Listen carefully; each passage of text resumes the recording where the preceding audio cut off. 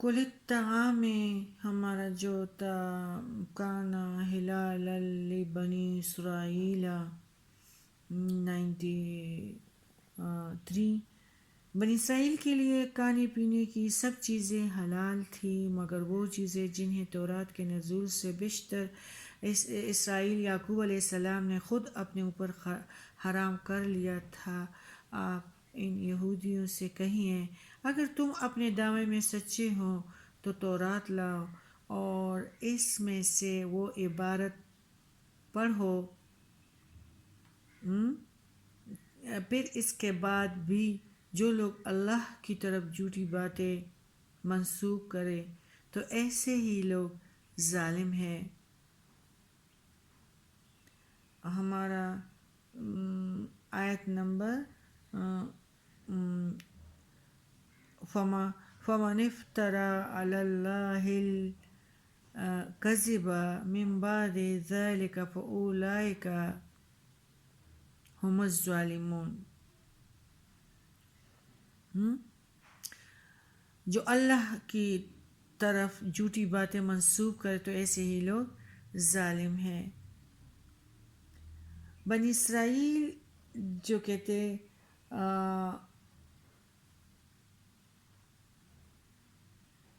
اور محبوب چیزیں پہ جب آتے ہیں تو ایسا ہی تھا کہ یہ آیت جب نازل ہوئی تو انصار میں ہمارے ابو طلحہ رضی اللہ تعالیٰ عنہ کے جو سب سے زیادہ قیمتی باغوں میں سے باغ تھا، ان میں سے بیرہا کا باغ آپ کو سب سے زیادہ ہی محبوب تھا۔ یہ مسجد نبوی کے سامنے ہی تھا۔ آپ صلی اللہ علیہ وآلہ وسلم اس باغ میں اکثر جایا کرتے تھے اور وہاں عمدہ اور شیریں پانی پیتے تھے۔ جب یہ آیت نازل ہوئی نا، وہ برکی بات جو میں نے عاشق رسول اور عشق اللہ میں اور جو اللہ کے رنگ میں رنگے ہوئے ہوتے ہیں کیسے تن من دن اللہ کے پیار میں لگا لیتے ہیں، ایسے لوگ ڈپریشن کے شکار نہیں ہوتے۔ جب یہ آیات نازل ہوئی تو ابو طلحہ نے حضرت محمد صلی اللہ علیہ وآلہ وسلم سے عرض کیا، میری کل جائیداد سے بیرہا کا باغ مجھے بہت ہی عزیز ہے، پیارا ہے۔ میں اس باغ کو اللہ کی راہ میں دیتا ہوں اور اس سے ثواب اور اللہ کے ہاں ذخیرہ کی امید رکھتا ہوں۔ آپ جہاں مناسب سمجھیں اسے استعمال کریں۔ آپ صلی اللہ علیہ وسلم نے فرمایا، بہت خوب، یہ مال تو بالآخر فنا ہونے والا ہے اور یہ مال تو بہت نفع دینے والا ہے۔ اب تم ایسا کرو کہ اسے اپنے غریب رشتہ داروں میں بانٹ دو۔ اب ابو طلحہ کہنے لگے، بہت خوب یا رسول اللہ صلی اللہ علیہ وآلہ وسلم، میں ایسے ہی کرتا ہوں۔ اور پھر اس نے اس باغ کو اپنے اقارب اور چچا زاد بھائیوں میں بانٹ دیا۔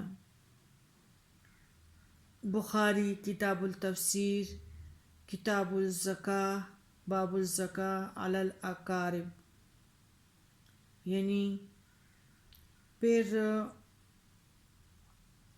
ہمارا اس آیات کے مخاطب بالخصوص یہود ہے، اور کیونکہ اس آیات سے پہلے بعد والی آیات میں انہیں خطاب کیا جا رہا ہے، سود خوری حرام خوری کی وجہ سے بخل اور ان کی طبیعتوں میں رچ بس گیا ہے۔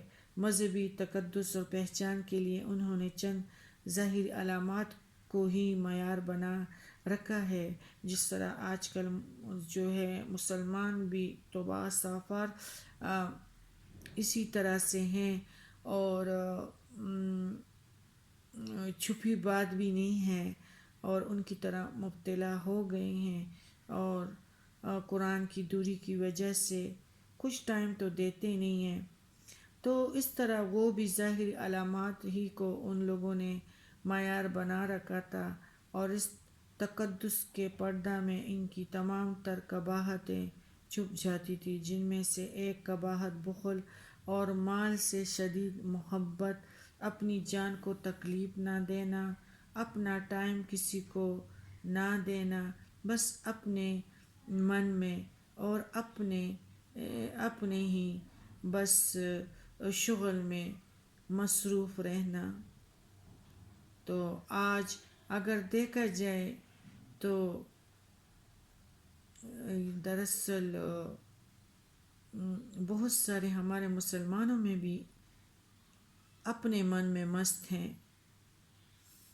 تو اس کا یہ ہے. پھر آگے بات آتی ہے کہ اے اسرائیل، تم لوگوں نے اپنے آپ پہ خود چیزوں کو حرام کیا ہے. یعنی اس طرح تھا کہ یہودیوں نے یعنی اونٹ کا گوشت وہ یہ شوق سے کھاتے تھے تو حرام کیا تھا اور اس کا دودھ بھی پیتے تھے. اللہ نے اس کا یہ جواب دیا کہ یہ چیزیں میں نے حرام نہیں کی تھی، بلکہ تورات کے نازل ہونے سے مدت پہلے یعقوب علیہ السلام نے خود اپنے آپ پر حرام قرار دے لی تھی.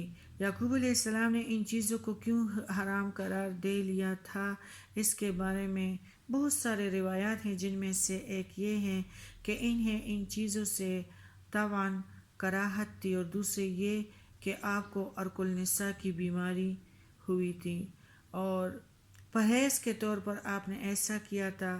پھر ان کی اتباع میں آپ کے پیروکاروں نے بھی ان چیزوں کو چھوڑ دیا. پھر واقعہ انہیں حرام سمجھ لیا. ان حرام کردہ چیزوں میں بکری، گائے اور اونٹ کی چربی بھی ان لوگوں نے شامل کر لی.